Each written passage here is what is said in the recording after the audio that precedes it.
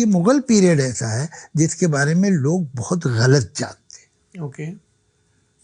पहले तो उनको ये समझना चाहिए कि ओबामा जो है उसका बाप कीनिया का था और उसकी सगी फुफियां आज भी कीनिया में जिंदा हैं, उसके बाप की बहनें। ये आदमी अमेरिका में पैदा हुआ, इसलिए वो प्रेसिडेंट बन सकता था कि अमेरिकन यहां पैदा हुआ। ये जो राजे बादशाह थे, इनके तो दादा परदादा थे बाहर के, ये तो कभी बाहर गए नहीं। बाबर समरकंद से आया था। बाबर समरकंद से आया था और काबुल में दफन हुआ।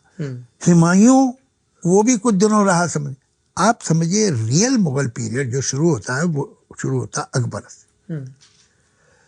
अकबर, ये बहुत बरस पहले एक टाइम मैगजीन में कोई एक लिस्ट आई थी 100 ग्रेट रूलर्स की, ग्रेट मेन की, तो उसमें 2 हिंदुस्तानी थे, एक गांधी एक अकबर।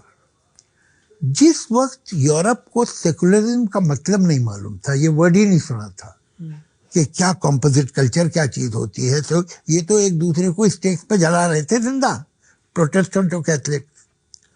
उस वक्त एक आदमी हिंदुस्तान में न सिर्फ अपने एक्शन से बल्कि अपनी पूरी फिलॉसफी और थॉट से एक कॉम्पोजिट कल्चर और एक कॉम्पोजिट वैल्यूज पैदा करने की, जैसे आप सेकुलरिज्म कहते हैं, उसके लिए एफर्ट कर रहा था और सीरियसली एफर्ट कर रहा था।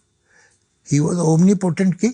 उसके पास कोई कॉन्स्टिट्यूशन तो था नहीं, ना सुप्रीम कोर्ट थी जो उसे रोक सकती थी, ना कोई कॉन्स्टिट्यूशन था कि ना कोई पार्लियामेंट थी कि खड़े होकर कहती साहब ये आपने कैसे किया। वो जो चाहता था कर सकता था।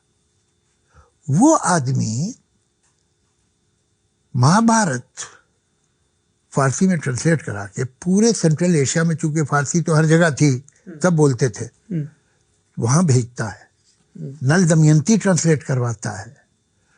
उसके यहाँ जो दरबार में रिचुअल्स हैं, वो कितने हिंदुस्तानी रिचुअल्स हैं, क्या क्या है।